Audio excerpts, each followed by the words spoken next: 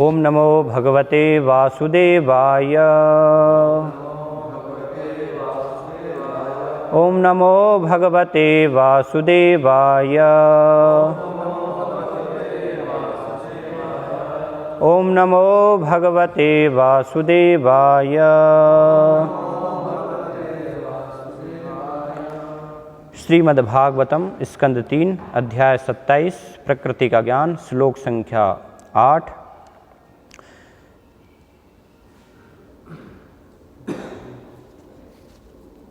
यद्रच्छया उपलब्धेन संतुष्टः मित भुक् मुनिः विविक्तशरणः शान्तः मैत्रः करुणः आत्मवान्। यद्रच्छयोपलब्धेन संतुष्टो मितभुङ्मुनिः विविक्तशरणः शान्तो मैत्रः करुणः आत्मवान्। यद्रच्छयोपलब्धेन संतुष्टो मितभुङ्मुनिः विविक्तशरणः शान्तो मैत्रः करुण आत्मवान्। यद्रच्छयोपलब्धेन संतुष्टो मितभुङ्मुनिः विविक्तशरणः शान्तो मैत्रः करुण आत्मवान्।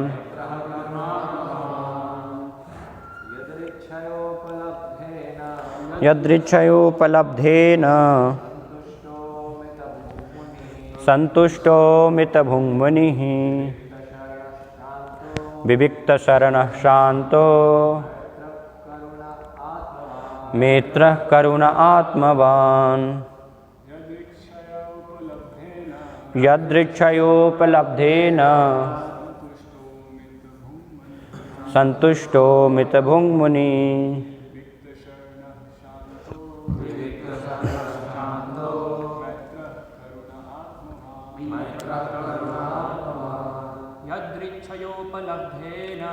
यदृच्छयोपलब्धेन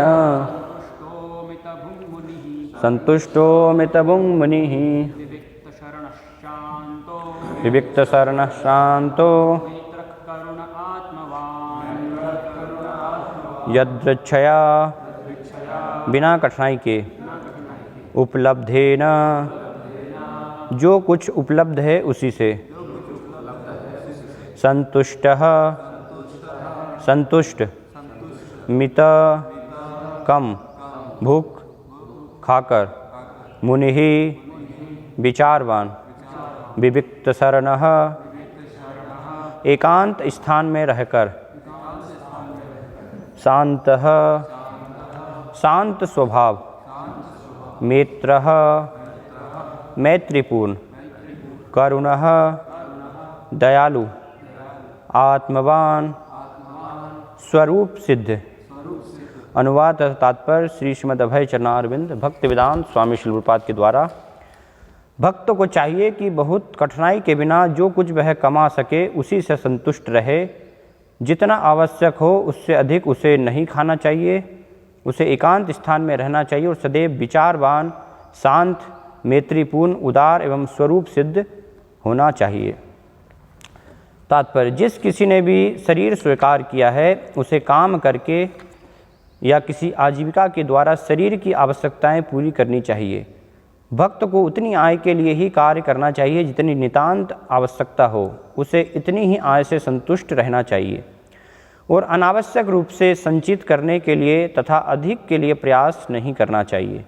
बद्ध अवस्था में जिस मनुष्य के पास धन नहीं होता वह प्रकृति पर प्रभुत्व जमाने के उद्देश्य से धन कमाने के लिए सदैव कठिन श्रम करता देखा जाता है। कपिल देव उपदेश देते हैं कि हमें ऐसी वस्तुओं के लिए कठिन प्रयास करने की आवश्यकता नहीं जो किसी बाह्य परिश्रम के बिना स्वतः मिल सकती है। इस प्रसंग में प्रयुक्त सही शब्द है यद्रच्छया, जिसका अर्थ है कि प्रत्येक जीव को इस शरीर में पूर्व निर्धारित सुख तथा दुख मिलते हैं। यह कर्म का सिद्धांत कहलाता है। ऐसा संभव नहीं कि अधिकाधिक धन संग्रह के प्रयासों से ही मनुष्य ऐसा कर सकेगा, अन्यथा प्रायः सारे व्यक्ति अपने पूर्व निर्धारित कर्म के अनुसार कमाते तथा प्राप्त करते हैं। भागवत के इस निष्कर्ष के अनुसार कभी कभी हमें बिना चाहे अत्यंत घातक तथा कष्टमय परिस्थितियों का सामना करना पड़ सकता है, जो कभी बिना प्रयास के वैभवपूर्ण परिस्थितियाँ प्राप्त हो सकती हैं। हमें उपदेश दिया जाता है कि ये वस्तुएं पूर्व निर्धारित रूप से आती हैं। हमें अपना अमूल्य समय कृष्ण भक्ति में लगाने का प्रयत्न करना चाहिए। दूसरे शब्दों में, मनुष्य को अपनी सहज अवस्था से संतुष्ट रहना चाहिए। यदि प्रारब्धवश कोई ऐसी परिस्थिति में पड़ जाए जिसमें दूसरे की तुलना में वह अधिक वैभव संपन्न न हो, तो उसे विचलित नहीं होना चाहिए। उसे चाहिए कि वह अपना समय कृष्ण भक्ति बढ़ाने में लगावे।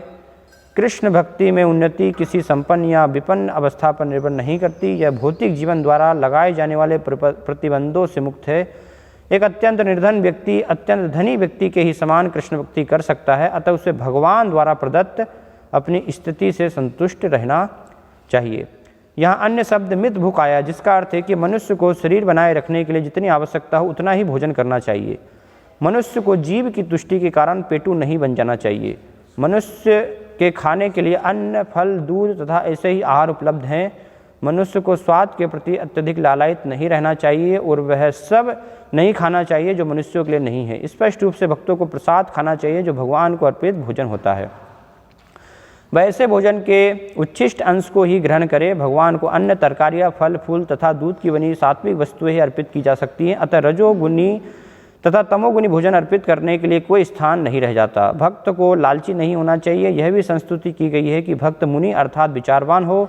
उसे सदैव कृष्ण का चिंतन करना चाहिए और भगवान की अच्छी तरह से सेवा करने के बारे में सोचना चाहिए। उसकी एकमात्र यही चिंता होनी चाहिए। जिस प्रकार एक भौतिकतावादी अपनी भौतिक दशा सुधारने के लिए सदैव सचेष्ट रहता है, उसी तरह भक्त को चाहिए सदैव कृष्ण महात्म्य में अपनी स्थिति में सुधार लाने के विचारों में लगा रहे। इसीलिए भक्त को मुनि होना चाहिए। अगली संस्तुति यह है कि भक्त को एकांत स्थान में रहना चाहिए। समान रूप से मनुष्य पोंड स्लिंग पेंस अर्थात भौतिक उन्नति में रुचि रखता है, जो भक्त के लिए अनावश्यक नहीं है। भक्त को ऐसा वास स्थान चुनना चाहिए जहाँ प्रत्येक व्यक्ति भक्ति में रुचि रखता हो। अतः सामान्य रूप से भक्त किसी पवित्र तीर्थ स्थल में चला जाता है जहाँ भक्तगण रहते हैं। यह संस्तुति की गई है कि भक्त ऐसे स्थान में रहे जहाँ बड़ी संख्या में सामान्य व्यक्ति न रहते हों। एकांत स्थान में वास करना अत्यावश्यक है। विविक्त शरण। अगली बात है शांत। भक्त को उद्गिन्न नहीं होना चाहिए। उसे अपनी सहज आय से संतुष्ट रहना चाहिए। स्वास्थ्य के लिए जितना आवश्यक हो उतना ही खाना चाहिए। एकांत स्थान में रहना चाहिए और सदैव शांत रहना चाहिए। कृष्ण भक्ति संपन्न करने के लिए मन की शांति आवश्यक है ना, लंबा तात्पर्य। अगली बात है मैत्र अर्थात मैत्री भाव। भक्त को हर एक के साथ मैत्री भाव रखना चाहिए, किंतु उसकी घनिष्ठता केवल भक्तों से होनी चाहिए। अन्यों के साथ औपचारिक होना चाहिए। वह कहे हाँ महाशय, आप जो कहते हैं वह सब ठीक है, किंतु उनके साथ घनिष्ठ न बने। किंतु ऐसे भक्त को ऐसे लोगों पर दयालु होना चाहिए जो भोले भाले हैं, जो न तो नास्तिक है और न आत्म साक्षात्कार में अत्यधिक प्रगत है। भक्त को इनके प्रति दया भाव रखना चाहिए और जहाँ तक हो सके कृष्ण भक्ति में प्रगति करने के लिए उपदेश देना चाहिए। भक्त को सदैव आत्मवान या स्वरूप सिद्ध होना चाहिए। उसे यह कभी नहीं भूलना चाहिए कि उसका मुख्य कार्य आध्यात्मिक चेतना या कृष्ण भक्ति में प्रगति लाना है। वह भूल कर भी अपने को शरीर या मन नहीं समझे। आत्मा का अर्थ है शरीर अथवा मन, किंतु यहाँ आत्मवान का विशेष अर्थ है मनुष्य को अपने बस में होना चाहिए। उसे सदैव इस शुद्ध चेतना में रहना चाहिए कि वह शरीर या मन न होकर आत्मा है।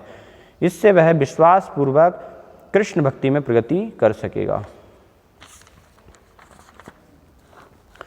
ओम ज्ञानतिमिरान्धस्य ज्ञानञ्जनशलाकया चक्षुरुन्मीलितं तस्मै श्रीगुरुवे नमः।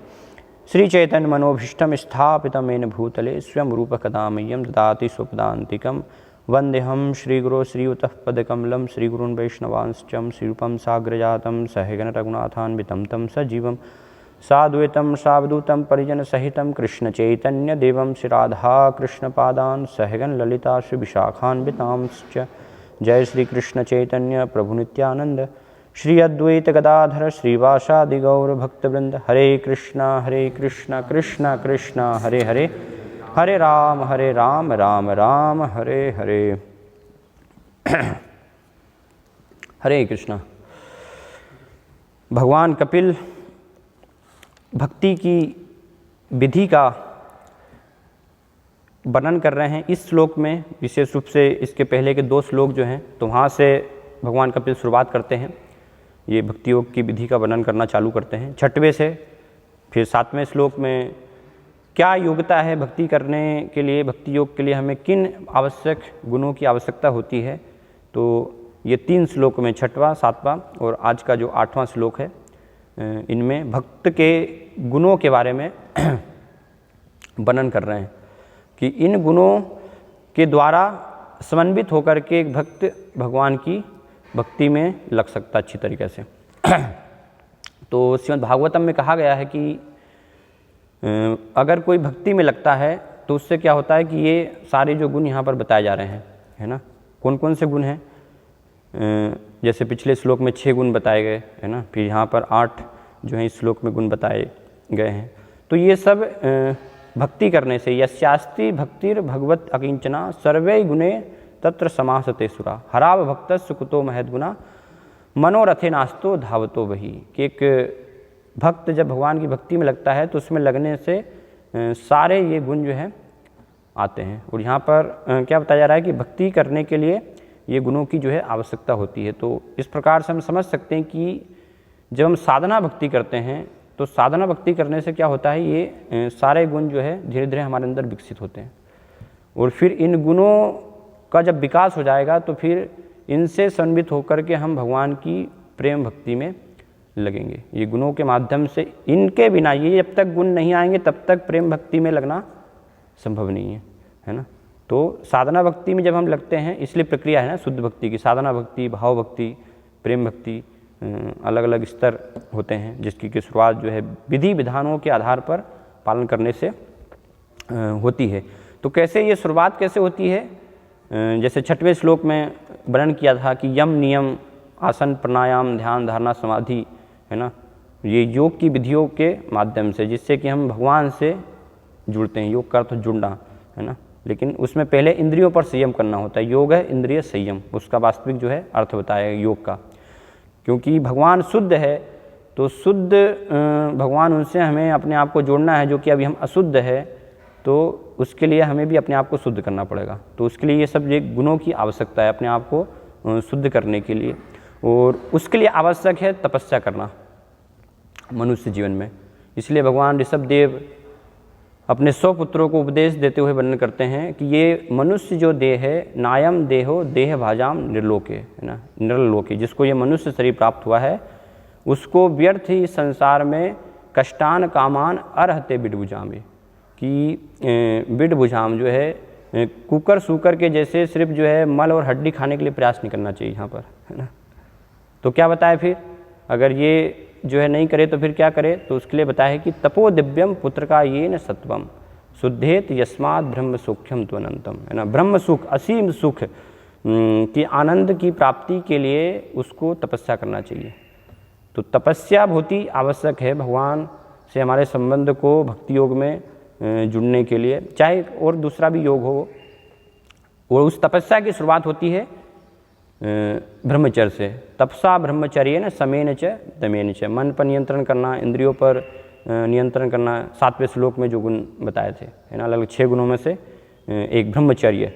और फिर उसमें बताया था कि कैसे भक्त को संभाव होना चाहिए सभी जीवों के प्रति, फिर निर्वैरन होना चाहिए कि बिना शत्रुता के, है ना, अप्रसंगत, किसी भी प्रकार से जो है भौतिकतावादी उन लोगों का जो है संग नहीं करे, है ना, जो एक स्त्री के प्रति आसक्त हैं। क्योंकि एक वैष्णव, एक भक्त के ये गुण बताए गए हैं चेतन चेतामत में, है ना। वैष्णव की पहचान क्या है, जब चेतन महाप्रभु पूछते हैं तो फिर वहाँ पर स्त्री संगी एक असाधु कृष्ण भक्त आर, है ना। ये वैष्णव के जो है कि स्त्रियों से और जो उनसे जो आसक्त हैं उनसे वो अलग रहता है।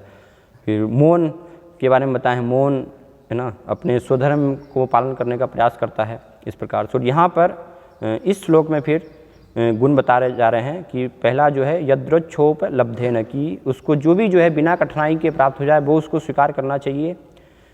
हर स्थिति में संतुष्ट रहना चाहिए, जो भी बिना कठिनाई के प्राप्त हो रहा है उससे संतुष्ट रहे। फिर मित भूख होना चाहिए, जितनी आवश्यकता है बस उतना ही उसको ग्रहण करना चाहिए, है ना। प्रपाल लिख रहे हैं शब्द, पेटू नहीं होना चाहिए खाने के लिए। तो मित भूख, फिर मुनि होना चाहिए। मुनि का अर्थ है विचारवान, मुनि चिंतन करते रहते हैं ना, अलग अलग विचार तो इस प्रकार से होना चाहिए विचारवान। विविक्त शरण, एकांत स्थान में उसको निवास करना चाहिए। फिर शांत होना चाहिए हर स्थिति में विचलित, किसी भी स्थिति में विचलित नहीं हो। मित्र, सभी के प्रति जो है मित्रता का भाव। करुणा, है ना, सबके प्रति करुणा। और आत्मवान, अपने आप में जो है संतुष्ट, स्वरूप सिद्ध, आत्मवान, अपने को स्वयं को जानने वाला। तो इस प्रकार से ये लक्षण यहाँ पर वर्णन कर रहे हैं। और इन्हीं लक्षणों का भगवान कपिल ही माता देवहूति को एक और श्लोक में वर्णन करते हैं, जो कि बहुत ही प्रसिद्ध श्लोक है। इन्हीं गुणों का वर्णन करते हुए भगवान कपिल कहते हैं, तितिक्षव का कारुणिका सुहृदय सर्वदेही नाम, आजात शत्रव शांता साधव साधुभूषणा, कि ये सब क्या हैं, साधु जनों के ये आभूषण होते हैं, ये गुण जिनसे कि वो हमेशा जो है आभूषित रहते हैं। तो ये कुछ यहाँ पर गुण बताए जा रहे हैं, तो इनको हम एक एक करके समझने का प्रयास करेंगे। तो सबसे पहले भगवान कपिल जो इस श्लोक में कह रहे हैं ना, तितिक्षव का कारुणिका सुहृदय सर्वदेही नाम, तो उसमें तितिक्षव का, है ना, ये एक भक्त का गुण होता है। तितिक्षा का अर्थ है सहनशील, कि हर स्थिति में भक्त सहनशील होता है ना, बहुत ही जो है विनम्र, किसी भी प्रकार की स्थिति में कभी भी वो विचलित नहीं होता है। जो भी स्थिति है, जिस प्रकार की भी है, भगवान की भक्ति में सभी अवस्थाओं को वो सहन करता है। और सहन करते हुए जैसे भगवान भगवगीता में अर्जुन को भी कहते हैं ना, मात्रा स्पर्शास्तु कुंते शीतोष्ण सुख दुखदा आगमा पायनो नित्या ताम दीक्षस्व भारत, कि सुख दुख गर्मी सर्दी जो भी स्थिति हैं उनको सबको सहन करके और निरंतर भगवान की भक्ति में लगे रहना चाहिए। तो कैसे भक्त सहन करता है, इसमें हम अलग अलग शास्त्रों में, श्रीमद् भागवतम में भक्तों के उदाहरण से देख सकते हैं। विशेष रूप से श्रीमद् भागवतम में 3 बहुत ही प्रसिद्ध भक्तों के उदाहरण हमें मिलते हैं, ये सहनशीलता को दर्शाने के लिए। परीक्षित महाराज का उदाहरण है, फिर उसके बाद अम्बरीश महाराज का उदाहरण मिलता है ना। और अम्बरीश महाराज के बाद एक और जो है उदाहरण है, क्या नाम है,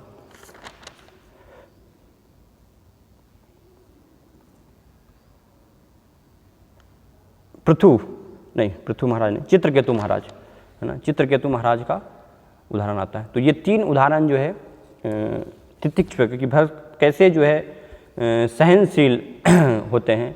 तो परीक्षित महाराज के जीवन में हम देखें, जब उनको ब्राह्मण बालक श्रृंगी ऋषि के द्वारा श्राप दिया गया, है ना, तो ये सभी गुणों से चूंकि वो समन्वित थे, ये सारे गुण उनके अंदर थे, तो इसलिए उसका उन्होंने प्रतिकार नहीं किया ना। चाहते तो वो बदले में उसको भी श्राप दे सकते थे, क्योंकि इस प्रकार से सक्षम थे, लेकिन फिर भी उन्होंने उसको सहन किया। तो इसलिए सुखदेव गोस्वामी वहाँ पर वर्णन करते हैं कि एक भक्त जो होते हैं वो किसी भी स्थिति में, परीक्षित महाराज को जब इस प्रकार से श्राप मिला मारे जाने का, और उसको उन्होंने सहर्ष स्वीकार किया, तो वहाँ पर वर्णन करते हैं, तिरस्कृता विप्रलब्धा सप्ता क्षिप्ता हतो अपीवा नास्य तत्प्रतिकुर्वन्ति तद भक्ता प्रभुभो अपी ही, कि मेरे जो भक्त होते हैं, भगवान के जो भक्त होते हैं, उनके गुण क्या है, तिरस्कृता। कोई अगर अपमान कर रहा है, उनका तिरस्कार कर रहा है, तो भी वो बुरा नहीं मानते हैं और उसके बदले में बदला लेने का प्रयास नहीं करते हैं। तिरस्कृता विप्रलब्धा, विप्रलब्धा का अर्थ है ठगा जाना, उनको कोई ठगने का प्रयास करता है, तो उस स्थिति में। फिर सप्ता का अर्थ है श्राप देना, जैसे परीक्षित महाराज को श्राप मिला, उसमें सप्ता। क्षिप्ता, उनको कोई नेग्लेक्ट कर रहा है, कोई महत्व नहीं दिया जा रहा है भक्त को, तो भी उसमें जो है वो विचलित नहीं होते हैं। फिर हतो अपीवा, अगर कोई जान से ही मारना चाहता है ना, जैसे राजा परीक्षित को यहाँ पर मरने के लिए श्राप दे दिया, या दुर्वासा मुनि, उसमें भी हम देखेंगे कि उनको भी मारने का प्रयास किया गया, तो हतो अपीवा। तो ये सब स्थिति में इतने सारे जो है भक्त के जिनमें ऐसी स्थितियाँ आती हैं, तब भी वो नास्य तत्प्रतिकुर्वन्ति, उसका प्रतिकार करने का प्रयास नहीं करता, क्योंकि ये भक्तों के जो हैं इस प्रकार से दिव्य गुण होते हैं। तो परीक्षित महाराज के जीवन में हम देखते हैं कि उनको श्राप दिया, वो चाहे तो कर सकते थे प्रतिकार, लेकिन उन्होंने भगवान की कृपा मान करके उसको सहर्ष स्वीकार किया। फिर इसी प्रकार से चित्रकेतु महाराज के जीवन में भी हम देखते हैं कि जब चित्रकेतु महाराज एक बार शिव जी के दर्शन करने गए तो उन्होंने देखा कि शिव जी जो हैं पार्वती जी को अपनी गोद में लेकर के और सभी ऋषि मुनियों को जो है कथा कह रहे हैं। तो ऐसा दृश्य देख करके वो उस दृश्य के प्रति हंस दिए, है ना। तो उससे पार्वती जी ने विचार किया कि ये इस प्रकार से जो है यहाँ पर निंदा कर रहा है, या ना अप्रसन्न या शिव जी की इस प्रकार से ये अनादर कर रहा है। तो माता पार्वती फिर उनको श्राप देती हैं कि आप जो हैं ये योनि के योग्य नहीं हैं, है ना, तो आपको निम्न असुर योनि में आपको जाने की आवश्यकता है। तो उसको सहर्ष स्वीकार किया। कृपाल लिखते हैं कि चाहते तो वो भी श्राप दे सकते थे पार्वती माता को, है ना, वो भी सक्षम थे, भगवान के भक्त थे, लेकिन फिर भी उन्होंने उसको स्वीकार किया और फिर वहाँ से जो है वापस आ गए। तो बाद में फिर शिव जी जो हैं पार्वती जी को फिर वर्णन करते हैं कि देखा अपने भक्तों के गुण, है ना, कि जो नारायण परायण होते हैं, नारायण परायण सर्वा न कुतश्चन बिभ्यति स्वर्गा अपवर्ग नरकेशु तुल्यार्थ अपिदर्शिन, कि किसी भी स्थिति में वो विचलित नहीं होते हैं। फिर ये इस प्रकार से बताते हैं, यही श्लोक जो है तिरस्कृता विप्रलब्धा, है ना, ये सब प्रपात समझाते हैं कि ऐसी स्थिति में भी भक्त किसी प्रकार से प्रतिकार करने का प्रयास नहीं करता है। फिर अम्बरीश महाराज के भी हम जीवन में देखते हैं कि जब दुर्वासा मुनि ने कृतिका उत्पन्न करके और मारने का प्रयास किया अम्बरीश महाराज को, तो अम्बरीश महाराज थोड़ा सा भी भयभीत नहीं हुए, एक कदम भी उन्होंने जो है पीछे नहीं हटाया। जहाँ खड़े थे वहीं जो भी भगवान की इच्छा ठीक है, लेकिन जब दुर्वासा मुनि के पीछे चक्र लगा तो फिर दुर्वासा मुनि जो है भाग खड़े हुए। तो इस प्रकार से हम देख सकते हैं, है ना, कि अम्बरीश महाराज ने भी उसको सहर्ष स्वीकार किया। ठीक है, मेरी गलती नहीं है ना, मैंने गलती नहीं की, तो हम यहाँ पे देख सकते हैं गलती नहीं थी, फिर भी जो है उन्होंने श्राप देने का इस प्रकार से प्रयास किया। तो हो सकता है इस बार ऐसा कई बार हो सकता है कि भक्तों के जिनमें भक्तों की गलती कुछ नहीं हो, फिर भी उनके समक्ष ऐसी विपत्तियाँ आ सकती हैं। तो भक्त हर स्थिति में उसको सहन करने के लिए तैयार रहता है। और भी हम अलग अलग उदाहरण देख सकते हैं। जीसस क्राइस्ट का उदाहरण है ना, कि जिन लोगों के कल्याण के लिए वो प्रयास कर रहे थे, जिनको ज्ञान देने का, उन्हीं लोगों ने जो है उनको सूली पे चढ़ा दिया। लेकिन फिर भी जो है भगवान से प्रार्थना कर रहे हैं कि ये मूर्ख लोग हैं, वास्तव में ये नहीं जानते कि ये क्या कर रहे हैं, तो आप जो इनको क्षमा करें, है ना, क्योंकि ये अज्ञानी है, ये वास्तव में नहीं जानते। तो ये हम देख सकते हैं ना, जीसस क्राइस्ट उनको जो है कितनी सहनशीलता उन्होंने जो है सहन किया इस प्रकार से। फिर चैतन्य महाप्रभु के भक्त हरिदास ठाकुर, है ना, जब मुसलमान होकर के जो है वो कृष्ण भक्ति में लग गए, है ना, तो उसमें उनको काफिर माना जाता है। तो इसलिए मुसलमान शासक उन्होंने जो है काजी ने दंड दिया इनको कि 22 बाज़ारों में जो है इनको पीटा जाए, अगर ये हरिनाम जो है नहीं छोड़ते और हरिनाम छोड़ना स्वीकार कर लेते हैं तो फिर इनको क्षमा दे दी जाएगी, है ना। तो इस प्रकार से सब पीटना उनको चालू किया 22 बाज़ारों में। और वर्णन है कि बहुत सारे जो उसमें पीटा जाता था तो अधिकतर लोग तो क्या 1-2 बाज़ार में ही प्राण त्याग देते थे, है ना, लेकिन निरंतर हरिदास ठाकुर जप कर रहे हैं, है ना। जो मारने वाले हैं वो भी जो है उनके भी हाथ जो है छाले पड़ गए, है ना, उनके हाथों में दर्द आ गया, उनको पसीना आ गया है, लेकिन हरिदास ठाकुर को जो निरंतर, और सब लोग बोल रहे हैं कि आप जो है ये नाम को छोड़ के नहीं देते, नाम छोड़ दीजिए, है ना, नहीं तो आप मर जाएंगे, लेकिन फिर भी हरिदास ठाकुर की इतनी जो है निष्ठा थी। तो इसलिए चैतन्य भागवतम में वृंदावन दास ठाकुर इसका वर्णन करते हुए कहते हैं कि हरिदास ठाकुर वहाँ पर सबको बोलते हैं कि खंड खंड है न देह जा यदि प्राण तबु आमी बदने ना छाबड़े हरिनाम, कि अगर मेरे शरीर के जो हैं टुकड़े टुकड़े भी हो जाए तो भी मैं हरिनाम नहीं छोड़ूंगा, है ना। तो ये इस प्रकार से उदाहरण मिलता है कि ऐसी वास्तव में एक भक्त की भगवान के नाम के प्रति निष्ठा होनी चाहिए, क्योंकि भगवान का नाम स्वयं भगवान ही है। तो ये सब उदाहरणों से हम देखते हैं, और ऐसे अनेक सभी जो भक्त हैं भगवान की भक्ति में लगे हुए, उन सब के जीवन में हम ये तितिक्षा का उदाहरण देखते हैं, है ना। पांडवों के जीवन में देखते हैं कितना सारे कष्ट आए, सब उन्होंने सहनशीलता से उसको स्वीकार किया। तो ये सहनशीलता का एक गुण होता है। लेकिन इसका अर्थ ये नहीं है कि भक्त जो है उसका कोई कुछ भी किसी प्रकार से जो उसकी मजाक उड़ाए, है ना, या उसके साथ किसी भी प्रकार से व्यवहार करे, है ना, तो तितिक्ष सहनशील होता है, लेकिन उसके साथ ही ऐसे लोगों के प्रति जो कि विद्रोही हैं भगवान के प्रति, भगवान के भक्तों के प्रति, तो उनके प्रति फिर भक्त जो है कठोर भी होता है। इसलिए चैतन्य महाप्रभु के बारे में वर्णन किया, वज्रादपि कठोरानी कुसुमादपि कोमल, है ना, कि चैतन्य महाप्रभु क्या है, वज्र से कठोर और कुसुम से जो है कोमल भी हैं। तो भक्त विनम्रतापूर्वक ये सब अपने प्रति जो है किए गए ऐसे कष्टों को सहन करता है, लेकिन भगवान के प्रति, वैष्णवों के प्रति जो है वो उसको सहन नहीं करता है। तो इसका अर्थ ये नहीं कि वो सहनशील नहीं है ना। जैसे हनुमान जी है, भीम है ना, तो उन्होंने ऐसा नहीं कि वहाँ सहन किया रावण को पूरी लंका जला करके हनुमान जी हम देखते हैं आ गए क्रोध में, है ना। भीम सारे 100 पुत्रों को जो है मार दिया, है ना। और दुर्योधन है ना, जंगाएं तोड़ना, फिर दुशासन है छाती चीर के तो ये कितना क्रूर जो है कार्य वहाँ पर हो रहा है। तो फिर कैसे कोई बोल सकता है ये तितिक्षा सहन कर रहे हैं लेकिन ये वास्तविक सहनशीलता है ना। कि ऐसे रावण जो हैं, इस प्रकार के असुर हैं, तो उनके प्रति सहन नहीं करना। ऐसा नहीं कि कोई कुछ भी जो है भक्त का जो है किसी प्रकार से मजाक उड़ाए, कुछ भी करे, है ना। अपने प्रति किए वो उसमें जो है सहन उसको करता है। एक कथा भी आती है ना, एक नारद जी के एक शिष्य, सांप एक शिष्य था नारद जी का, है ना। तो शिष्य बन के क्या हुआ कि वो सब डसना उसने छोड़ दिया, तो सब बच्चे जो है उसको मारने लगे। डंडा कोई भी आता है बस डंडा मार के चले जाता है, पत्थर मार के उठा के यहाँ से वहाँ पटक दिया, वहाँ फेंक दिया ऐसे तो परेशान हो गया वो, तो क्या आपने जो है मुझे उपदेश दिया इस प्रकार से कि साधु स्वभाव को धारण करें, वो ये तो सब परेशान कर रहे लोग जो है है ना। तो फिर गए गुरु के पास, तो फिर उन्होंने बोला कि एक काम करो, तुम जो है उनको काटना नहीं है, लेकिन तुम्हारे फुफकार को देखकर ही वो डर जाएंगे, तो फुफकारना मत छोड़ो तुम तो फिर सांप ने जो है ऐसा किया कि कोई आता तो फुस तो सब देख के भाग गए, है ना, तुरंत इस प्रकार से तो भक्त इस प्रकार से जो है तितिक्षा सहनशील होता है। तितिक्ष कारुणिका। फिर दूसरा गुण जो है बताया भगवान कपिल, करुणा, है ना।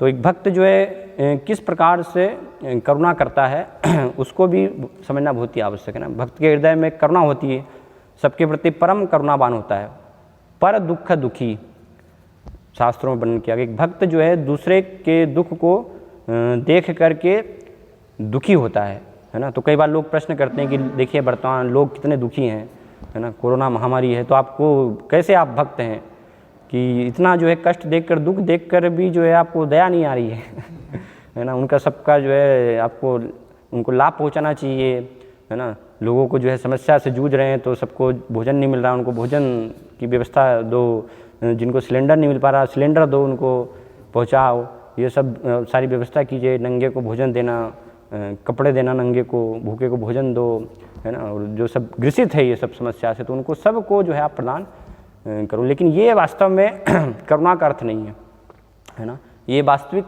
करुणा नहीं है। इसलिए करुणा किसे कहा गया है उसका अर्थ समझना बहुत ही आवश्यक है। अगर हम अर्थ नहीं समझेंगे तो फिर क्या होगा, तथाकथित करुणा जो है दिखा करके हम सोच सकते हैं कि हम वास्तविक करुणा कर रहे हैं, है ना। जैसे अर्जुन की स्थिति यही थी, अर्जुन जो है युद्ध के प्रारंभ में करुणा उनको आ गई, ये तो सब पितामह हैं गुरु है, जन हैं, तो इनको मैं कैसे मारूं, इससे अच्छा है कि मैं जो है साधु बन जाऊं वहाँ पर जा कर के, इनका वध तो नहीं करना चाहिए। अलग अलग कारण भी देते हैं, है ना। लेकिन भगवान ने तुरंत जो है वहाँ पर, क्या ये मूर्खतापूर्ण बातें कर रहे हो, नपुंसक जैसी बात है, ये करुणा नहीं है वास्तव में। जाओ युद्ध लड़ो और मारो इनको, है ना, एक भी जो है बचना नहीं चाहिए तो अर्जुन ने मारा, क्रोध में सबको वध किया, तो क्या करना नहीं, वो करना है वास्तव में भगवान के आदेश का पालन करना, है ना। कि मेरा जो आदेश है, मेरी इच्छा है कि इनका वध होना चाहिए, क्योंकि ये असुर हैं सब, तो उसको उनको मारना है, तो वो करना है। तो इस प्रकार से भक्त जो है वास्तविक जानता है कि वास्तविक करुणा क्या है। तथाकथित वो जीवों के प्रति करुणा, एक शरीर के प्रति करुणा दिखाने का प्रयास नहीं करता है ना। ये सब बाहरी रूप से उनकी जो है आवश्यकताओं की पूर्ति करना, वो एक शरीर के प्रति करुणा है। जैसे श्लोक उदाहरण देते हैं, कोई व्यक्ति डूब रहा है और डूबते हुए व्यक्ति को जो है आपने उसका शर्ट पकड़ के बोले कि हमने बचा लिया, मैंने बचा लिया, तो वो व्यक्ति तो जो है डूब गया है, उसका सिर्फ कमीज निकालने से आपने व्यक्ति को नहीं बचाया। तो इसी प्रकार से देह के प्रति जो है आप सारी सुविधाएं पहुंचा करके वो करना, वास्तविक करुणा है आत्मा के प्रति करुणा, है ना। जो जीव जो है ये शरीर के अंदर, उसके प्रति कार्य करना, उसको जो है कृष्ण भक्ति का ज्ञान देना, वो वास्तविक करना। तो एक प्रपात उदाहरण देते हैं कि जैसे एक व्यक्ति अपने पिता से अलग हो गया है और अलग होकर के संसार में दर दर की ठोकरें खा रहा है, तो अलग अलग व्यक्ति उसके पास आते हैं। एक व्यक्ति आया, देखा उसने कि यार ये तो इसको बहुत दिन से इसके कपड़े सारे फटे हैं, है ना, और पहनने के लिए नहीं है कुछ, तो उसने कपड़े दे गया उसको। फिर दूसरा व्यक्ति आया, दूसरा व्यक्ति ने देखा कि ये तो बहुत भूखा है ना, इसकी स्थिति अच्छी नहीं है, तो कुछ पैकेट लेके आया बढ़िया जो है भोजन के, और उसको जो है वो दे दिया, है ना। इस प्रकार से उसकी स्थिति कर दी, तो उसको कुछ हद तक जो है लाभ हुआ, लेकिन वास्तविक रूप से अभी दर दर भटक नहीं है उसको, है ना। ऐसा नहीं है कि जो है उसकी भटकना उसका दूर हो जाएगा। लेकिन एक तीसरा व्यक्ति आया, उसने देखा कि यार ये तो इनका लड़का है, इनके पिता को तो मैं जानता हूँ वास्तव में, है ना। तो उसने क्या किया कि चलो तुम्हारे पिता के पास तुमको ले चल सकता हूँ, तो तुम अभी जो भटक रहे हो भोजन के लिए, कपड़ों के लिए, इस प्रकार से नंग जो है नंगे भूखे घूम रहे हो, तो ये पिता के पास पहुँच जाओगे, उनकी शरण लो लोगे, तो तुम्हारी ये स्थिति फिर नहीं रहेगी। तो उसने क्या किया, पिता के पास ले गया, तो सारी समस्याएं जो है दूर हो गई, है ना। तो भक्त ये वास्तविक करना दिखाता है कि भगवान से वास्तव में जोड़ना, है ना, भगवान से उसको मिलाना, ना कि तथाकथित शरीर वो करना। तो वास्तव में एक प्रकार से हिंसा है। उनको सबको हम हर जीव के प्रति फिर हिंसा कर रहे हैं ना। हिंसा की परिभाषा दी है ना कि अगर एक दूसरे को मारना ही हिंसा नहीं होता है ऐसे प्रत्यक्ष रूप से, हिंसा में ये भी आता है कि उनको जो है कृष्ण भक्ति का ज्ञान न देना, तो वो वास्तव में जीव के प्रति हिंसा है। तो अगर हम उनको ये वास्तविक ज्ञान न दे करके उनको जो है शरीर से ही आसक्त कर रहे हैं, तो वो क्या है, फिर वो हिंसा है, जीव के प्रति हम उनको मार रहे हैं वास्तव में, है ना, स्लो पॉइजन दे रहे हैं करुणा के नाम पर।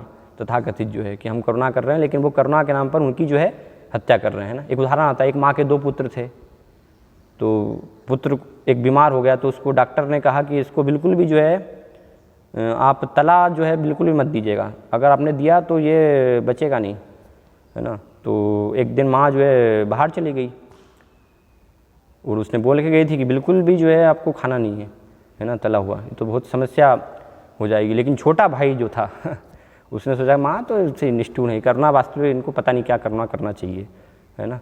तो इसलिए क्या किया, जब माँ चली गई तो बाहर बढ़िया फ्रिज में से निकाल कर समोसे दे, लो खाओ, बहुत दिन से तुमने खाए नहीं है ना, तुम्हारी जीभा भी लालायित हो रही है, तो समोसे खाओ।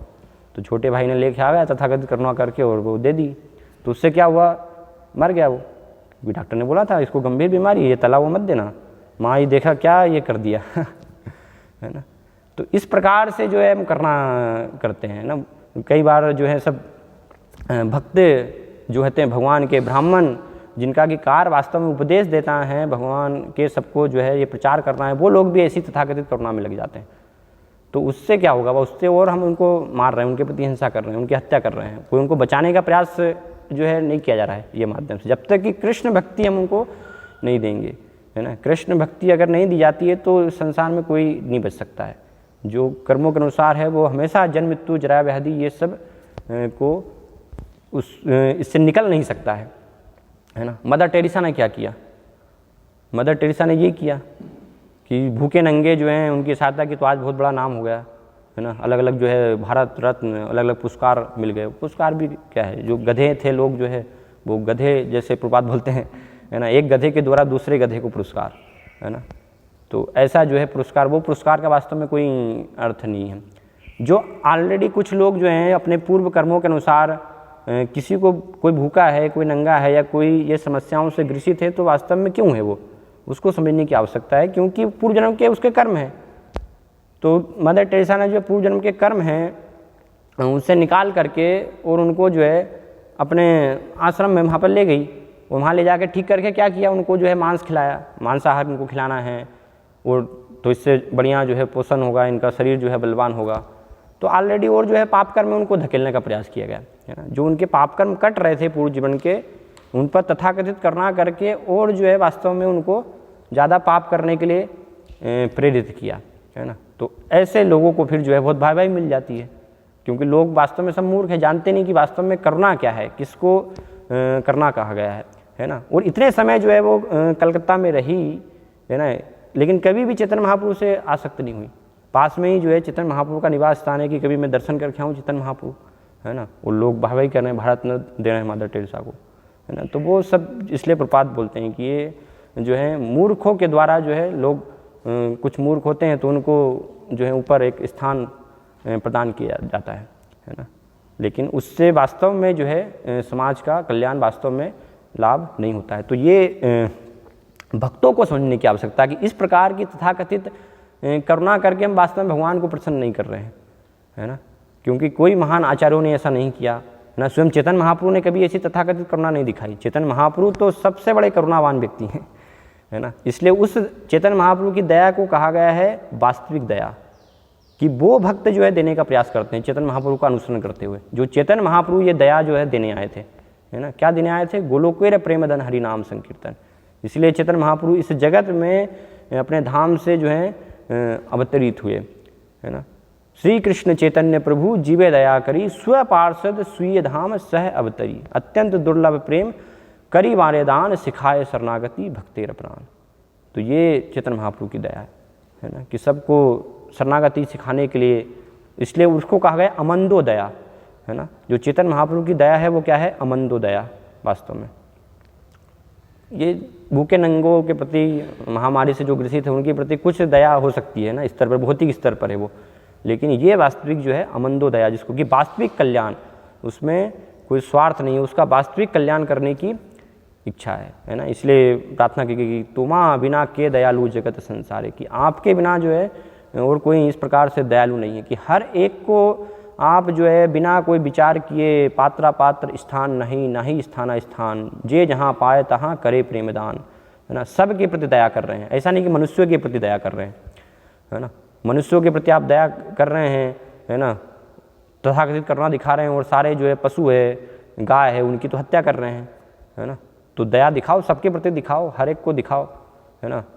जो है जैसे महात्मा गांधी है, मदर टेरेसा के जैसे उन्होंने भी चालू किया था, दरिद्र, है ना, हरिजन, उनकी सेवा करनी है ना। बहुत सारे लोग दरिद्र नारायण, कुछ हैं ऐसे सब, है ना, जो ऐसे लोगों को उठाते हैं जो अपंग है, उनके नाम पर फिर जनता से धन ठगने का प्रयास करते हैं, है ना। तो वो इसी प्रकार से, वो वास्तविक रूप में करुणा नहीं है ना। तो चैतन्य महाप्रभु की करुणा को हमें स्वीकार करना, अमंदो दया, और वो दया वास्तव में देने का प्रयास, वो एकमात्र कृष्ण भक्ति का ज्ञान दे करके, इसके अलावा जो है और कोई नहीं। तो ये बताए भक्तों के गुण की तितिक्ष्व का सहनशील होते हैं और फिर करुणावान होते हैं सबके प्रति, है ना। वास्तविक उनके हृदय में जो है वो करना होती है। पर दुख दुखी, दुख का अर्थ है कि भौतिक जो है हमारे शरीर की समस्या, वो वास्तव में दुख नहीं है। लोग अधिकतर उसी को कष्ट समझते हैं ना, कि भोजन मिल जाए, रोटी कपड़ा मकान की बस व्यवस्था हो जाए, सारी हमारी शरीर के रोग दूर हो जाएं तो हम समस्या से मुक्त हो गए। ये नहीं है वास्तविक। अरे जन्म मृत्यु के चक्र में यहाँ पर हम जो है जन्मों जन्मों से यहाँ पर जो है इसमें घूम रहे हैं, है ना। ये कितना महान कष्ट है। तो इससे वास्तव में निकलने की आवश्यकता है। ये कष्ट, ये दुख को देख करके कि ये लोग कैसे मूर्ख हैं, जन्म मृत्यु के चक्र में यहाँ पर सड़ रहे हैं, तो इनको जो है यहाँ से निकालना है। भक्त वो करना करता है, ना कि उनके जो रोटी कपड़ा, वो तो हमेशा बनी रहेगी, है ना। उसको दूर भी कर देंगे तो दोबारा से फिर जन्म मृत्यु के चक्र में उनको आना होगा। तो भक्त एक बुद्धिमान, वास्तव में भक्त है ना। वो सभी आचार्यों का अगर अनुसरण कर रहा है, उनको स्वीकार कर रहा है, तो इस प्रकार से फिर ऐसी तथाकथित करुणा करने का वो प्रयास नहीं करता। उससे फिर भगवान की कृपा उसको प्राप्त होती है, और वो कृपा जो है सबको फिर दे पाता है। लेकिन जो भगवान के मत से, आचार्यों के मत से अलग हो जाता है, तो फिर उसको कृपा नहीं मिल पाती। इसलिए कृष्णदास कविराज गोस्वामी चेतन चितामृत में उल्लेख करते हैं, आचार्यर मत यही सही मत सार, तार आज्ञा लांघी चले सही तो असार, कि जो आचार्यों का मत है वो मत को हमें ग्रहण करने की आवश्यकता है ना। और उसके अलावा जो भी मन से मनोकल्पित हम बनाएंगे तो सही तो असार, वो वास्तव में जो है असार हो जाता है। बाहरी दृष्टिकोण से लग सकता है कुछ हम अच्छा करने का प्रयास कर रहे हैं, लेकिन कृष्ण उसको जो है अच्छा नहीं मानते ना, क्योंकि कृष्ण वास्तव में किससे प्रसन्न हो रहे हैं। तो तितिक्षुका, करुणिका, ये वास्तव भक्त जो है करुणा करते हैं। फिर सुहृदय सर्व देहिनाम, क्योंकि उनके हृदय में ये वास्तविक करुणा है, अमंदो दया की भावना है, इसलिए वो सब के परम शुभेच्छु मित्र होते हैं, है ना। सुहृदय सर्व देहिनाम, सभी देहधारियों के प्रति। ऐसा नहीं कि जो है मनुष्यों के प्रति, सबके प्रति चैतन्य महाप्रभु ने सबका उद्धार किया। पशु पक्षियों का भी, शेर बाघ सबको जो है हरि नाम संकीर्तन, हरि कृष्ण प्रेम दे करके जो है उनका भी कल्याण किया, है ना। चैतन्य महाप्रभु के बाद शिवानंद सेन ने जो है कुत्ते पर करुणा करके उसको भी गोलोक धाम पहुँचा दिया। तो इस प्रकार से सबके मित्र होते हैं, है ना। परम शुभेच्छु मित्र, भौतिक जगत में लोग मित्र बनाते हैं, वो सब तथाकथित मित्र हैं, है ना। समस्या आई, जब कुछ विपत्ति आती है, ऐसे लोग मित्र छोड़ भाग जाते हैं फिर, है ना। आजकल के मित्र कैसे, फेसबुक फ्रेंड कितने हमारे जो है फॉलोवर, वो सब मित्र हैं, वो सब तथाकथित मित्र हैं, कोई काम के नहीं है। सब समय आने पर सब छोड़, मृत्यु आने पर तो पत्नी भी जो है, शंकराचार्य कहते हैं कि ये भी जो है भयभीत होती है ना। तस्मिन काया बिभ्रति भार्या कि पत्नी भी जो है डरती, ले जाओ इसको जल्दी से शमशान में जो है घर से इतने समय जो है आसक्त पति पत्नी का संबंध, और जैसे ही मर गया तो तुरंत ले जाइए। तो फिर पत्नी ही जब सांस छोड़ दी तो फिर दूसरे और कहाँ मित्र जो है। इसलिए वास्तविक मित्र क्या है, लेकिन बताया कि भगवान हमेशा जो है जीव के साथ रहते हैं। अगर वो अलग अलग योनियों में जा रहा है, मल का कीड़ा भी बन रहा है, तो भी भगवान जो है हमेशा उसके साथ में, भगवान कभी भी साथ नहीं छोड़ता है। तो बस उसको वो पहचानने की आवश्यकता है कि एकमात्र मेरे भगवान ही मित्र हैं, तो भगवान के आदेश मुझे पालन करना है तो मेरा परम कल्याण हो जाएगा, है ना। इसलिए बताया शुभेच्छु, सब इसी प्रकार से भक्त जो है सबके प्रति उसका भाव होता है। फिर अजात शत्रु, है ना, भक्त जो है किसी का शत्रु नहीं होता है, क्योंकि सबके प्रति वो करना की भावना रखता है। लेकिन लोग क्या होते हैं कि इतने द्वेषी जने, वो उसको भक्त को अपना जो है शत्रु बना लेते हैं, है ना। जो भौतिकतावादी लोग होते हैं, जिनको कि अपने भौतिक भोग में रुकावट आती है, हिरण्यकशिपु जैसे, तो हिरण्यकशिपु जैसे लोग क्या है फिर प्रहलाद महाराज के शत्रु बन जाते हैं। प्रहलाद महाराज के तो कोई शत्रु नहीं है ना, वो तो सबकी कल्याण की भावना चाह रहे हैं, लेकिन पिता ही जो है पुत्र का शत्रु हो गया। क्यों? क्योंकि पिता चाहता था मेरी पूजा हो, क्यों विष्णु की पूजा करते हो, है ना, मुझे भगवान मानो, मैं भोगता हूँ, है ना, मेरी सेवा करो। तो ऐसे लोग जो है क्या है फिर भक्त के शत्रु हो जाते हैं वास्तव में, है ना। लेकिन वास्तव में भक्त सबके प्रति जो है अजात शत्रु है।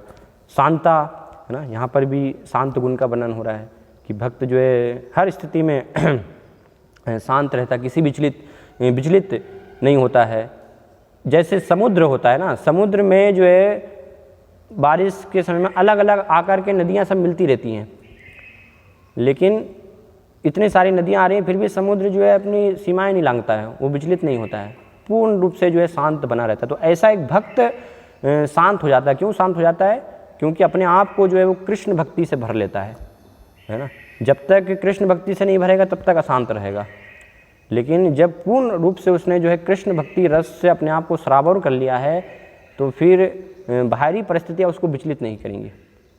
हर स्थिति में जो है वो शांत बना रहेगा, चाहे कितनी ही समस्या कुछ भी हो जाए, है ना, कभी भी वो परेशान नहीं होगा। तो इस प्रकार से ये शांत एक गुण होता है ना भक्त का। और शांति प्राप्त करने के लिए भगवान भगवद गीता में भी 3 सूत्र देते हैं ना। 5वें अध्याय में भगवान कहते हैं भोक्तारम यज्ञ तपसाम सर्वलोक महेश्वरम सुहृदम सर्वभूतानाम ज्ञात्वा माम शांति मिच्छति, कि ऐसा शांत वास्तव में कौन हो सकता है जो ये 3 चीज़ों को समझ रहा है कि एकमात्र जो है भोक्ता वो भगवान है। भोक्तारम यज्ञ तपसाम सर्वलोक महेश्वरम, है ना, कि सभी लोगों के स्वामी एकमात्र जो है केवल कृष्ण ही हैं, उसके अलावा जो है मैं स्वामी नहीं हो सकता हूँ कभी भी। तो ये इसको अच्छे से जो साक्षात्कार कर रहा है। फिर सुहृदम सर्वभूतानाम, है ना, जो भगवान सबके जो हैं शुभेच्छु मित्र हैं, परम कल्याणकारी मित्र हैं। तो ये 3 चीज़ों को जो समझता है वो वास्तव में शांति प्राप्त कर सकता है। इसके अलावा और कोई भी शांत कभी भी नहीं हो पाएंगे। वो तथाकथित रूप से लग सकते हैं, बाहरी दृष्टिकोण से कई बार लोग अपने आप को दिखाने का प्रयास करते हैं, लेकिन अंदर तो पूरी जो है हलचल मची होती है हृदय में, है ना। वो समय आने पर फिर जो है बाहर निकलती है। या चेतन चेतामृत में भी वर्णन किया गया है भुक्ति मुक्ति सिद्धि कामी सकली अशांत कृष्ण भक्त निष्काम अतएव शांत, कि कृष्ण भक्त क्या होता है? निष्काम होता है, कोई इच्छाएं नहीं होती है ना। उसकी जो है इच्छाएं मतलब भौतिक इच्छाएं कोई नहीं होती हैं। इच्छाएं होती हैं बहुत सारी, लेकिन सभी कृष्ण को संतुष्ट करने के लिए होती हैं। जितनी भी इच्छाएं होती हैं वो कृष्ण को प्रसन्न करने के लिए होती हैं, और भौतिक जो है एक भी इच्छा नहीं होती है। तो उसके कारण से क्या होता है, वो अपने आप को शांत हर स्थिति में रख पाता है। और बाकी जो भी हैं ये सब भुक्ति हैं, भोग चाहते हैं, तो वो तो इच्छाएं तो हैं ही, तो वो तो कभी शांत हो ही नहीं पाएंगे, क्योंकि जितना आप जो है भोग की इच्छा करेंगे उतना जो है वो इच्छा बढ़ती जाएगी, है ना। इसलिए इसको बताया अग्नि में पेट्रोल डालने के समान, उससे वो शांत नहीं होगी अग्नि, है ना। इसलिए भगवद्गीता में भगवान ने एक शब्द प्रयुक्त किया, आपूर्यमानम अचलम प्रतिष्ठम समुद्र मापः प्रवसन्ति यद्वत् तद्वत् यम कामा प्रवसन्ति स शांति मापनोति न काम कामी, है ना। वहाँ पर भी शांति शुद्ध कर कि काम कामी जो है वो कभी भी शांति प्राप्त नहीं कर सकता। तो एक जो भोगी है वो कभी भी शांति उसको नहीं मिल पाएगी, क्योंकि काम का अर्थ होता है इच्छाएं, और काम कामी का अर्थ है जो इच्छाओं को पूरी करने की इच्छा कर रहा है। लेकिन एक भक्त क्या होता है, इच्छाएं आती है, ऐसा नहीं कि इच्छाएं नहीं आएंगी उसको, है ना। यामनाचार्य कहते हैं उस स्तर पर भी इच्छाएं आ रही हैं कि मेरे मन में जब भी जो है इच्छाएं आती हैं स्त्री संगीत, तो उस पर मैं थूकता हूँ। तो ऐसा नहीं कि इच्छाएं नहीं आएंगी, लेकिन भक्त क्या होता है, काम कामी होता है, जिसका अर्थ है कि वो इच्छाएं आती हैं लेकिन उनको पूरी करने की इच्छा नहीं करता, है ना। अगर पूरी करने की इच्छा आपने की एक भोगी के जैसी, तो फिर आपको शांति प्राप्त नहीं हो पाएगी। तो इस प्रकार से वर्णन किया गया है। तो भुक्ति मुक्ति सिद्धि ये सब जो है इच्छाएं हैं, इसलिए कभी भी इनको शांति प्राप्त नहीं हो सकती। भले ही वो आध्यात्मवादी हैं, है ना, जैसे मुक्ति चाहने वाले हैं या सिद्धि कामी, वो भी आध्यात्मवादी के रूप में उनको माना जाता है, लेकिन वास्तव में भक्ति योगी नहीं है, इसलिए उनको शांति प्राप्त नहीं होती। एकमात्र भक्ति ही केवल पूर्ण रूप से शांत हो सकता है। तो इस प्रकार से ये सब साधु के गुण जो है वर्णन कर रहे हैं, और यहाँ पर भी ये श्लोक में भी जो है कुछ गुण बताए जा रहे हैं कि बिना कठिनाई के जो उसको प्राप्त हो जाए, है ना, उससे संतुष्ट रहना चाहिए, अत्यधिक प्रयास नहीं करना चाहिए एक भक्त को जो है। तो उसके लिए वर्णाश्रम धर्म की आवश्यकता है ना, कि जितनी हम जो है प्रकृति के माध्यम से सीमित आवश्यकताओं, है ना, कृषि गौरक्षा, उसके माध्यम से जो हमें जीविकोपार्जन के लिए जो आवश्यकताएं हमारी वर्णाश्रम व्यवस्था को पालन करके अपने अपने कर्तव्यों को करके जो प्राप्त हो रही हैं, उसी से हमें संतुष्ट रहना चाहिए। अनावश्यक चीज़ों के लिए प्रयास नहीं करना चाहिए कि नहीं, जो चीज़ें प्राप्त नहीं हो रही हैं ये समय में, तो उसको भी हम जबरदस्ती जो है उपलब्ध करवाएंगे। आज के समय किया जा रहा है ना, जटिलता इतनी जो है, कोई फल नहीं हो रहा है, गर्मी के समय में नहीं आएगा वो, तो उसको भी गर्मी में ला देंगे कैसे भी इंजेक्शन दे करके जो है अलग अलग प्रोसेस करके, है ना। तो कितनी जटिल प्रक्रिया, कितना फिर उसके लिए प्रयास, सारा प्रयास तो फिर इसी में चला जाएगा। तो मनुष्य जीवन के उद्देश्य के लिए फिर समय जो है बचा कहाँ आपके पास, है ना। तो इसलिए भक्त को इस प्रकार से होना चाहिए कि बिना कठिनाई के जो भी जो है प्राप्त हो रहा है, स्वीकार हो रहा है, और वो आएगा। प्रपात इसलिए तात्पर्य में लिख रहे हैं कि कर्मों के अनुसार आपको सुख दुख जो है मिलेंगे, उसके लिए प्रयास करने की आवश्यकता नहीं है ना। जो भी आपके जो भाग्य में है सुख दुख, वो आपको जो है सब प्राप्त होंगे, उसके पीछे भागो मत। अगर नहीं है तो वो मिलेगा ही नहीं।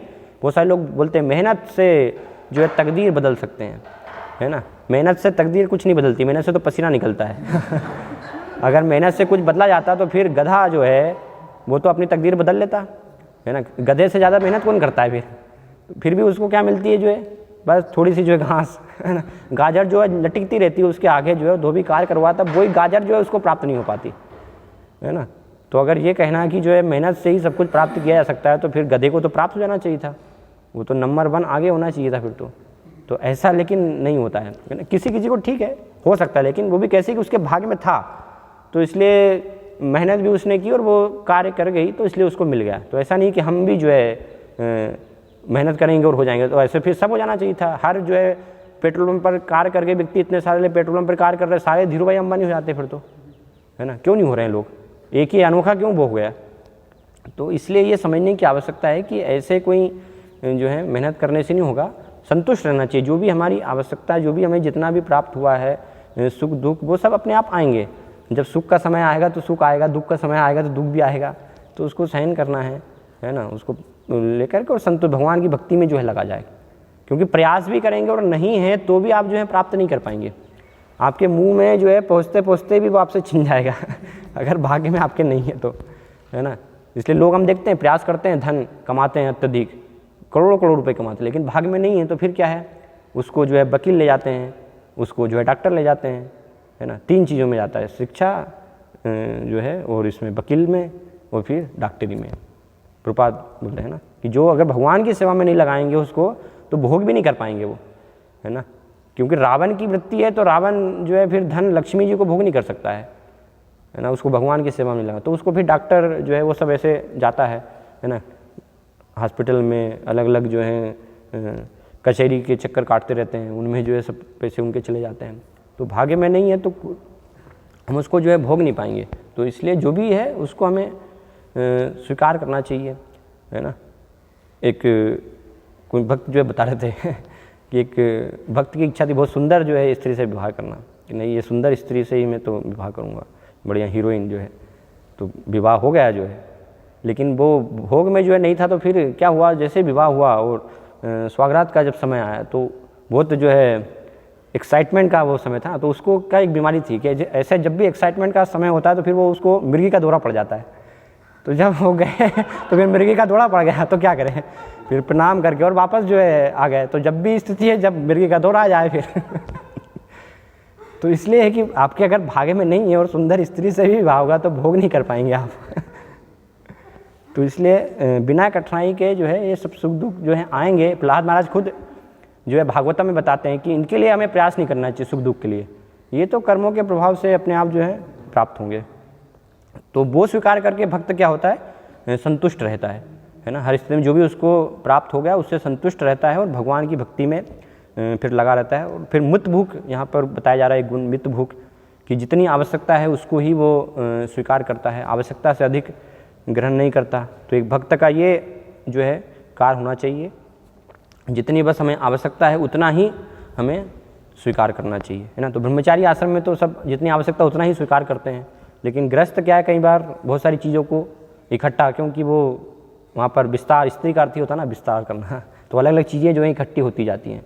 तो वो अगर भक्त हैं तो वो सभी के लिए लागू हो रहा है ये, तो हमें उससे बचने का प्रयास करना चाहिए। अनावश्यक जो है संग्रह से, है ना, वो सबसे बचने का प्रयास करना है। जो जिन चीज़ों की आवश्यकता नहीं है उनको सारा कचरा जो है घर में ला करके क्या है ना। इसलिए हम देखते हैं आजकल शॉपिंग मॉल है, तो शॉपिंग मॉल क्या है वो सब प्रलोभित करते हैं। रोज़ जो है सब लोग जो है शॉपिंग करने के लिए बैग में साइड में लटका करके जाते हैं, और आवश्यकता नहीं है फिर भी जो है लेकर जाना है। गए कुछ चीज़ पसंद आ गई, आवश्यकता नहीं है चलो ले चलो घर जो है ना। 20-20 जो है जोड़ी कपड़े रखे हैं, 20-20 साड़ियाँ रखी हैं और भर लो अलमारी में, बस रखी हुई हैं गोदरेज में, जो है क्या आवश्यकता है इतनी सब चीज़ों की। तो ये अनावश्यक चीज़ें जो है वो सब लोग आज बढ़ते जा रहे हैं, है ना। और क्योंकि उसका प्रचार जो है किया जा रहा है, तो फिर उसका लिए आपको अनावश्यक चीज़ों की जब सब आवश्यकता पड़ेगी कि हमें हर चीज़ के लिए मशीन चाहिए, कपड़े भी हाथ से नहीं धो सकते, वॉशिंग मशीन चाहिए, कपड़े सुखाने के लिए मशीन चाहिए, है ना, हर चीज़ के लिए मशीन की आवश्यकता है, तो फिर पैसे कमाना पड़ेंगे उसके लिए, और उसके लिए फिर अत्यधिक प्रयास करना पड़ेगा, है ना। तो फिर पूरी तरह से आप जो है भक्ति से अलग हो जाएंगे, ऐसे व्यक्ति फिर भक्ति नहीं कर सकते। तो इसलिए जितनी आवश्यकता है भगवान की सेवा के लिए उतनी ही वस्तुओं को एक भक्त स्वीकार करता है। वो मितभुक होता है, मुनि होता है, विचारवान, है ना, हमेशा जो है क्या ग्रहण करना है क्या ग्रहण नहीं करना है ना, मन में ऐसा नहीं कि कुछ भी चीज़ें जो हैं, तो इस प्रकार से कार्य करता है, भगवान के चिंतन में लगा रहता है। फिर एक और मुख्य जो है गुण बताया जा रहा है वो है विविक्त शरण, कि जिसका अर्थ है एकांत स्थान में जो है रहता है भक्त। तो इसका अर्थ समझना बहुत ही आवश्यक है। एकांत स्थान का अर्थ ऐसा नहीं है कि जो है कहीं अकेले जो है रह करके चले गए, है ना, यहाँ पर उसकी संस्तुति नहीं की जा रही है, क्योंकि भक्त कभी भी अकेला नहीं रहता। अगर भक्त जो है अकेला रहेगा तो फिर उसका पतन हो जाएगा इसलिए अकेले रहना भक्त को शास्त्रों में अनुमोदित नहीं किया गया है ना। तो यहाँ पर एकांत स्थान विविक्त शरण मतलब भगवान के भक्तों के संग में वो रहता है, ऐसा नहीं कि भगवान के भक्तों का भी संग नहीं करता। यहाँ पर एकांत स्थान का अर्थ है अभक्तों से जो है वो अपने आप को अलग करता है, एकांत स्थान में रहता है ना। लेकिन भक्तों से भी अगर किसी ने अपने आप को अलग कर लिया और एकांत में कि मैं तो भक्तों का भी संग नहीं करूँगा, तो फिर वो वास्तव में भक्ति में प्रगति नहीं कर पाएगा, है ना। ऐसे भक्ति की तो जो है निंदा की गई है। इस प्रकार अगर किसी की विचारधारा है तो भक्तिसानंद महाराज कहते हैं, है ना, कि अकेले में जो है भजन करना, निर्जन भजन तब हरिनाम केवल के तब, कि अकेले में रह करके जो हरिनाम के तब वो तुम अपनी पूजा लाभ प्रतिष्ठा को दिखाने के लिए कर रहे हो, वास्तव में हरिदास ठाकुर की नकल करने का प्रयास कर रहे हो, है ना। तो ऐसे जो है नकल मत करो हरिदास ठाकुर की, जब तक तुम्हारे अंदर ये सब सारे अवगुण भरे हुए हैं, बाकी की ये गुण आए नहीं तुम्हारे अंदर, तुम हरिदास ठाकुर की नकल कर रहे हो, तो उससे कोई लाभ नहीं होगा। तो इसलिए भक्तों का संग करो, है ना, प्रचार करो, ये प्रचार में जो है लगो। इसलिए प्रहलाद महाराज भी कहते हैं कि मैं ऐसा जो है मुनि बनना नहीं चाहता हूँ, है ना, मौनम प्राय बिजने न परार्थ निष्ठा, कि जिनकी जो है ये समाज की वास्तविक उनकी जो है करना दिखाने के लिए, उनका वास्तविक कल्याण करने के लिए कोई भावना नहीं है ना। अकेले बस अपने उद्धार के लिए जो है हिमालय में चले गए हैं और वहाँ पर तपस्या में रहते हैं। तो मैं इस प्रकार का जो है मुनि साधु ऐसा जो है बनना नहीं चाहता। मैं तो ये जो है आपसे विमुख होकर के सोचे तो विमुख चेत से इंद्रियार्थान माया सुखाय बरमुद भयतो विमूढ़ान। जो मूर्ख हैं, जो विमूढ़, जो नहीं जानते और आपसे विमुख होकर के जो है जिन्होंने माया सुख को ही वास्तविक सुख मान लिया है, तो ऐसे लोगों को जो है मैं आपकी शरण में लाना चाहता हूँ। तब तक मैं अपना उद्धार भी नहीं चाहता हूँ, अपना कल्याण भी नहीं चाहता हूँ। तो इस प्रकार से प्रहलाद महाराज जो है ये एकांत स्थान की ऐसे तथाकथित प्रहलाद महाराज भी निंदा करते हैं कि भक्तों को उस दिशा में जाने का प्रयास नहीं करना चाहिए, क्योंकि भगवान को प्रसन्न वो नहीं करता है, उससे हमें लाभ नहीं होगा। लेकिन भक्तों के संग में रहना है ना। इसलिए शिल्पपाद ने कृष्ण भावनामत आंदोलन दिया है हमें, है ना, भक्तों का संग दिया है कि निरंतर जो है हम भक्तों के, तो समस्याएं कुछ आएंगी, कुछ हो सकता है, लेकिन फिर भी तुम्हारा कुकुर बलिया जाना है मोरे, है ना। भक्तों ठाकुर कहते हैं कि कितनी भी कुछ समस्या आ रही तो भी भक्तों के संग में बस पड़े रहो, है ना, उनके चरणों को पकड़ करके रहो बस, तो उससे जो होगा हमारी प्रगति होगी। और अकेले जो है भजन करने की सोचेंगे तो मन कल्पना है वास्तव में, उससे पतन हो जाएगा, है ना। भागवत में उदाहरण है भरत महाराज का। भरत महाराज अकेले में गए और भाव के स्तर पर आ गए थे। भाव बस प्रेम से पहला स्तर है, प्रेम प्राप्त होने वाला है, सारे लक्षण उनके अंदर आ गए थे, है ना। तो वहाँ पर देखते हैं, लेकिन एक हिरण का बच्चा जो है, हिरण ने जन्म दिया और उस पर, है ना, करुणा की उन्होंने। तो ये भी उदाहरण है करुणा के लिए, है ना, कि वास्तविक करुणा और तथाकथित करुणा में क्या अंतर है ना। तो यहाँ पर जो है भरत महाराज ने दिखाई करुणा उनको, जो है एक हिरण के बच्चे को, लेकिन इतना करुणा जो है दिखा दी कि सारी अपनी साधना ही भूल गए, भजन करना ही जो है भूल गए, है ना, भगवान का नाम लेना वो सब कुछ भूल गए और दिन रात बस हिरण का ही चिंतन करने लगे कि वो कहीं चलेगा होगा, उसको किसी शेर ने तो नहीं खा गया होगा, है ना। पूरा रात दिन उसी का चिंतन जो है, उसी को दुलारते रहते, उसी को चूमते रहते। तो फिर जो है वो ज़्यादा ही जो है करुणा में फंस गए। तो शुरुआत यहाँ से होती है। तो ऐसे जो है कई बार लगता है ना कि हम अभी दिखाएंगे शुरुआत में जो है करना, है ना, भूखे नंगे सबको जो है भोजन देंगे, कपड़े देंगे, सब बांटेंगे, है ना, बस इससे ज़्यादा थोड़ी करना तो करना है। लेकिन धीरे धीरे शुरुआत होती है, फिर हम इतने जो है अधिक स्तर पर चले जाते हैं कि भक्ति तो भूल ही जाते हैं, फिर वो करना में ही लिप्त हो जाते हैं, है ना। तथा फिर उससे क्या होता है, इसी करुणा से फिर भगवान की जो है कृपा, भगवान चेतन महाप्रभु जो करुणा देने आए वो करुणा हमें प्राप्त नहीं हो पाती, जो कि भरत महाराज के साथ हुआ। तथाकथित उन्होंने जो है करुणा दिखाई, है ना, अपना ध्यान जो है भक्ति से हटा, इसलिए सावधान, रोड पे लिखा भी रहता है ना, नज़र हटी दुर्घटना घटी तो नज़र हट गई वहाँ से और हो गई दुर्घटना। फिर भरत महाराज को अगला हिरण का जन्म जो है लेना पड़ा। तो इसलिए बताया कि भक्त के जो है विविक्त शरण मतलब एकांत स्थान का अर्थ है कि हमें निरंतर भक्तों के संग में रहना चाहिए। तो इस प्रकार से ये जो है यहाँ पर भक्तों के गुण भगवान कपिल बता रहे हैं। इससे समन्वित होकर के हम भक्ति करेंगे तो धीरे धीरे क्या होगा, प्रेम भक्ति के स्तर पर हम आगे हमारी प्रगति होगी। हरे कृष्णा। कोई प्रश्न है, कुछ जिज्ञासा है तो पूछ सकते हैं आप। अच्छा सुनो, ठीक। हरे कृष्ण। श्रीमद्भागवतम की जय, श्रील प्रभुपाद की जय।